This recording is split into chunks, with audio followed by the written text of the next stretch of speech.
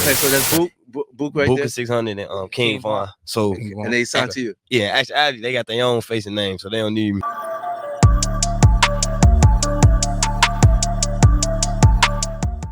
Today, we're diving into the heartbreaking and deeply troubling story that's unfolding in the hip-hop world.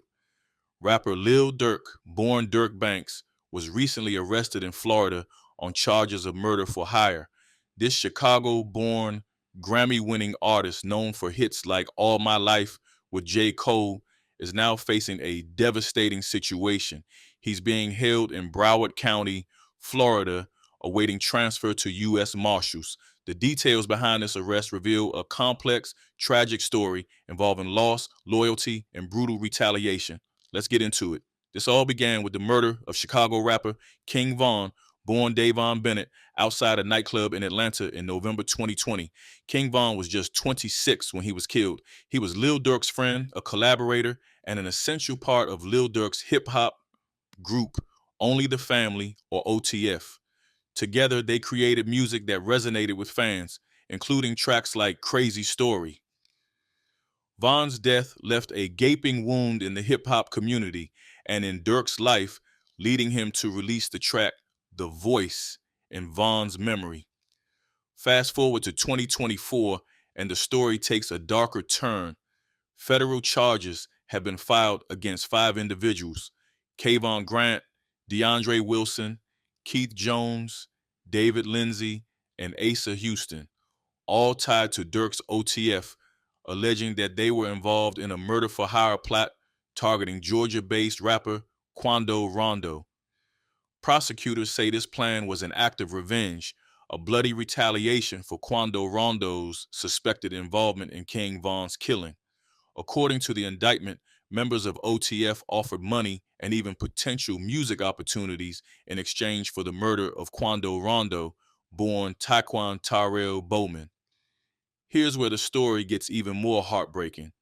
According to the indictment, Grant and his team went all out in planning this retaliation. They booked plane tickets using an OTF-associated credit card, flew out to Los Angeles, and even rented hotel rooms and cars as part of the plot. They were allegedly tracking Quando Rondo as he and his family members traveled around LA. This devastating saga reached its tragic peak on August 19th when Rondo, his sister, and his cousin, Saviaya Robinson, stopped at a gas station on Beverly Boulevard in West Hollywood. The suspects allegedly followed them there and launched a vicious attack. Rondo and his sister narrowly escaped, but Robinson was fatally wounded. That's right, another life lost, another family torn apart, all in the name of revenge. As if that weren't enough, after the attack, the suspects reportedly met at a restaurant to discuss payment before quickly fleeing LA. A plane ticket purchased with the same OTF credit card reportedly brought them back to Chicago. This level of cold calculation is devastating to see, especially in a community that's already lost so many young lives. And now, Lil Durk is caught in the middle of this nightmare. Is he guilty? That's for the courts to decide. But his arrest has sent shockwaves through hip-hop. To see someone of his talent and influence involved in a scandal so violent is more than disappointing. It's tragic. It raises serious questions about loyalty, vengeance, and the cycles of violence that continue to plague not only hip-hop, but society at large. So where does this leave us? Another young life lost, families in mourning, careers at risk, and a talented artist in jail with a promising future on hold. It's a sad, angry reminder that these stories aren't just about beats and lyrics.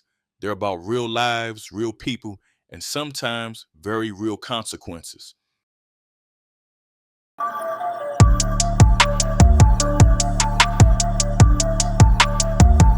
Welcome